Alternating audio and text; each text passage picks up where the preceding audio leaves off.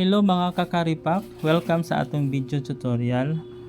Ituturo ko sa iyo step by step kung paano mag-create ng account sa BNB chain dito sa ating token packet wallet. Kung wala kang token packet, i-search nyo lang sa Play Store or App Store. And then kung nandito na po tayo, is pipindutin lang po natin yung plus.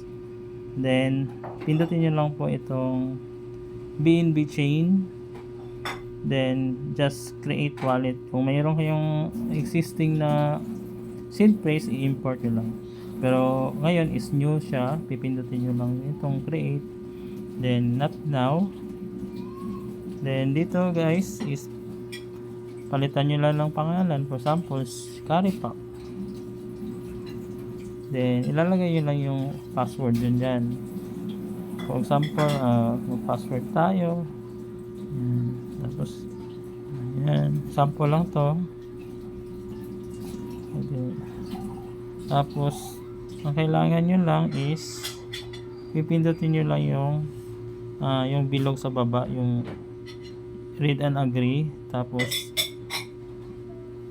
click nyo lang yung next step. Then, generate mnemonic. Then pipindutin nyo lang yung copy recovery phrase. Then pipindutin nyo lang yung parang mga box. Then automatic, i-confirm nyo lang. Pag na-confirm nyo lang, automatic na-copy nyo na ang recovery phrase. Then i-click nyo lang yung complete backup, verify it now.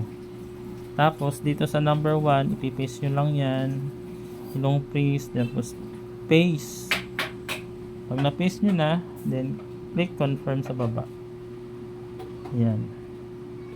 Pag na-confirm nyo na, is pupunta kayo sa may messenger. Example, ipipaste nyo lang dito sa messenger or sa private messenger nyo, para in case for emergency or mawala naman yung cellphone nyo or anong mangyari, meron kayong seed phrase. Tapos ang gagawin nyo lang dyan is isusulat nyo sa notebook or saan nyo siya itatago, para in the future ma-recover mo pa rin yung assets nyo dito.